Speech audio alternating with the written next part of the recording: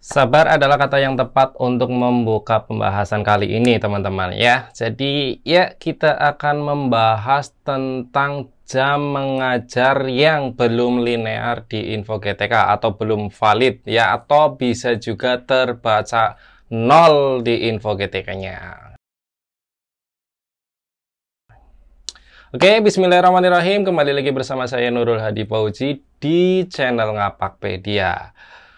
Bang, kok jam linear saya masih 0? Bang, kok jam linear saya di info GTK masih invalid? Bang, kok mengajar saya atau jam mengajar saya belum masuk di info GTK? Itu adalah pertanyaan-pertanyaan yang lagi rame masuk ke Ngapakpedia tentunya ya. Tapi saya yakin itu adalah pertanyaan-pertanyaan bukan dari operator sebenarnya, tapi itu adalah pertanyaan dari teman-teman guru yang terkadang tidak sabar meminta info GTK-nya segera valid. Ya, saya pun kalau sebagai guru yang mempunyai sertifikasi atau tunjangan profesi, itu ya pasti inginnya buru-buru valid sehingga data saya benar, artinya di Dapodik benar, begitu ya. Tapi alangkah baiknya teman-teman guru juga memahami situasi di mana info GTK itu tidak instan ketika di Dapodik datanya sudah benar, maka di info GTK otomatis benar. Nah, buat teman-teman guru, simak video ini dengan baik ya. Nanti saya akan coba jelaskan terkait info GTK. Buat teman-teman operator juga boleh menyimak agar bisa menyampaikan ke teman-teman guru dengan baik dan tentunya benar gitu ya. Sehingga ketika ditanya itu punya jawaban yang realistis gitu teman-teman ya. Oke, jadi yang ingin saya bahas terkait di sini adalah fokusnya adalah tentang invalid jam mengajar gitu ya. Salah satu komponen validasi di info GTK adalah jam mengajar, di mana guru yang memiliki tunjangan diwajibkan memiliki jam mengajar itu total 24 jam dengan tugas tambahan atau tanpa tugas tambahan ya. Yang wajib itu teman-teman guru yang mempunyai tunjangan profesi itu adalah minimal mengajar real ya, dalam artian benar-benar mengajar itu 12 jam dan 12 jam lainnya bisa melalui tugas tambahan atau mengajar di sekolah lain, istilahnya adalah MOU gitu ya. Nah, jam mengajar ini sumbernya cuma satu, yaitu Dapodik. Makanya kalau invalidnya itu di jam mengajar, tentunya orang yang memegang Dapodik lah yang dikejar-kejar. Siapakah dia? Ya, tentu operator lah ya yang dikejar-kejar. Oke.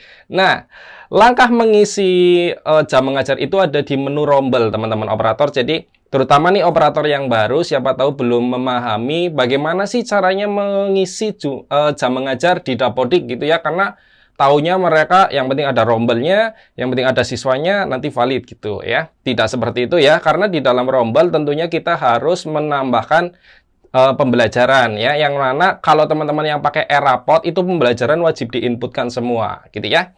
Nah, cara menambahkan pembelajaran di Dapodik adalah pertama silakan teman-teman masuk ke menu rombel, kemudian pilih menu pembelajaran. Nah, di pembelajaran di situ silakan diisi data guru beserta data SK terkait SKKBM-nya. Nanti dimasukkan di situ, jam mengajarnya juga diisi atau jumlah jamnya diisi begitu ya. Nah, itulah cara mengisi jam mengajar di Dapodik. Kalau mau lebih baik lagi, jadwalnya juga diisi. Itu lebih sempurna lagi, teman-teman ya. Tapi dari tahun 2022 ke belakang sih, mengisi pembelajaran saja sudah cukup tanpa harus mengisi jadwal. Tapi siapa tahu ke depan ya berubah aturannya, sehingga saya sarankan sih jadwal tetap diisi begitu, teman-teman ya. Nah, tentunya jam mengajar ini harus 24 jam, di mana kalau teman-teman guru ini tidak sampai 24 jam, bisa ditambahkan dengan memberikan tugas tambahan. Misalnya, salah satunya adalah kepala laboratorium, kepala perpustakaan, atau sekarang yang terbaru adalah koordinator P5, di mana koordinator P5 itu per rombelnya dihitung 2 jam pelajaran, dan maksimal untuk satu orang guru adalah sebagai 3 rombel koordinator. Artinya maksimal jam mengajar yang diperoleh dari P5 itu adalah 6 jam. Itu sepemahaman saya ya, koreksi jika ada yang salah dari yang saya sampaikan. Intinya teman-teman ya, terkait invalid jam mengajar yang masih 0 atau jam linear yang belum terbaca, sabar saja. nanti pasti terbaca selama di dapodingnya sudah memenuhi syarat, gitu ya. Bang, kalau sudah memenuhi syarat, lalu kapan masuk ke info GTK? Nah, itu juga mungkin teman-teman akan ditanya ya, karena misal nih, itu di dapodingnya sudah benar kok Pak atau Bu, tapi terus kok ini di info GTK-nya masih belum terbaca, terus kapan kira-kira ya? Namanya guru kadang ada aja yang pengen lebih detail gitu ya. Jadi, kapan masuknya ke info GTK adalah kalian bisa melihat di beranda info GTK-nya langsung ya. Setelah sinkronisasi itu di beranda info GTK kalian bisa lihat kapan data terakhir dapodingnya tersinkron, kemudian kapan pula info GTK menarik data dari database dapodingnya. Jadi tidak dalam hari yang sama dan waktu yang sama instan masuk ke info GTK, tapi info GTK itu ada sirkulasi penarikan datanya. Untuk yang saya alami atau yang saya pelajari selama ini, info GTK paling cepat 1 minggu 2 kali menarik data, gitu ya. Tapi ada juga yang biasanya cuma 1 minggu sekali. Biasanya setiap hari Senin itu data akan berubah. Senin berikutnya data akan berubah. Seperti itu teman-teman. Jadi intinya, kalau di dapodiknya sudah yakin benar, semuanya sudah linear, ya sudah tinggal sinkron saja. Tugas operator sampai di situ, kewajiban untuk mengecek info GTK adalah menjadi kewajiban penuh si guru yang memiliki akun, bukan kewajiban si operator, gitu ya. Jadi, mari guru dan operator saling bekerja sama dengan baik, tidak usah ada yang marah, ketika operator ditanya juga jangan marah-marah jawabnya.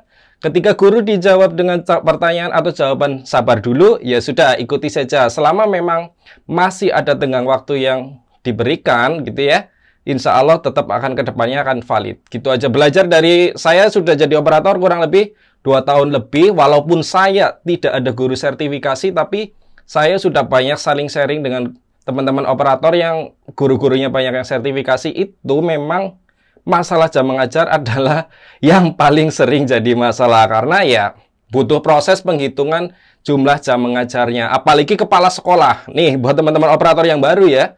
Untuk validasi kepala sekolah itu biasanya terakhir. Jadi urutannya dari pengalaman yang saya dapat adalah urutannya yang pertama valid di jam mengajar itu biasanya guru swasta dulu.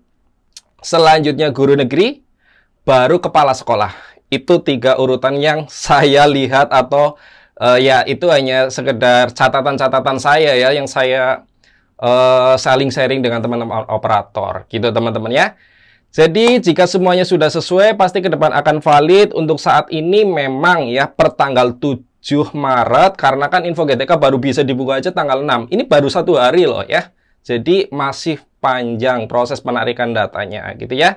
Insya Allah, ya kurang lebih 1 atau 2 minggu ke depan, semuanya sudah bisa valid terkait jam linear selama di dapodiknya sudah benar. Gitu ya teman-teman. Jadi, silakan dicek di dapodiknya, lalu sinkron, lalu menunggu. Itu saja terkait pembahasan jam mengajar di info GTK. Semoga ini menjawab atau membantu teman-teman operator untuk menjawab pertanyaan-pertanyaan dari teman-teman guru yang menanyakan validasi jam mengajarnya di info GTK. Terima kasih ya teman-teman, semoga video ini bermanfaat.